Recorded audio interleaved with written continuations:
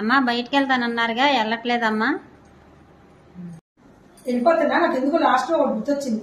కూర కూడా ఇవాళ సింపుల్ గా చేసా. నిన్న చింతకాయ పచ్చడి ఉంది. మళ్ళీ ఏం తింటానో, మళ్ళీ ఆకలిస్తే బయట తెప్పించుకున్నాను భయం.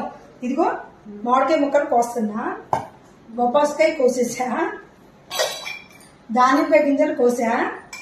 ఇలా అన్ని కోసింది అనుకో, నేను కొంచెం అటు ఇటు అయినా కూడా ఇవాళ ఏదో ఈవెంట్ ఉంది విజయవాడలో. ఈ మధ్య అసలు వెళ్ళక చాలా రోజులకి 2 గొడవ చేస్తుంటే అప్పటికప్పుడు అనుకుని వెళ్తున్నాను అనమాట. వంట కూడా చేశాను. కానీ ఆడవాళ్ళం ఎక్కడికైనా వెళ్ళామనుకో, మనం వచ్చాకలే ఇప్పుడు చూడు ఇలా నీట్ గా చేసి వెళ్తున్నాం కదా, ఇది ఒకటి క్లీన్ చేస్తా. వచ్చాకలు ఎలా ఉంటుంది చూడు, మనసంతా ఇదే ఫీక్స్ వస్తుంది. ఎందుకు వచ్చిన గొడవ? మూత తీస్తే తీసారు, ఎట్లా ఉంటే పర్లేదు, ఫ్రూట్స్ అయినా తింటారు కదా, అందుకని ఫ్రూట్స్ కోసి వెళ్తున్నాను అనమాట. నువ్వు అయిపోయిందా పని? ఇల్లు తుడిచేసావా? చీరలు అవి మడతేస్తానమ్మా. చీరలు మడతేసి ఎవరైనా కస్టమర్లు వస్తే ఆర్డర్ తీసుకుని ఉంచి నేను వస్తాను. సరే అమ్మా, నాకు ఫోన్ చేయమను.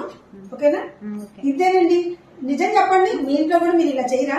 బయటకు వెళ్తే అన్ని చేసి పెడతారా లేదా? మనసు అంతా ఇంటికే పీకిద్ది.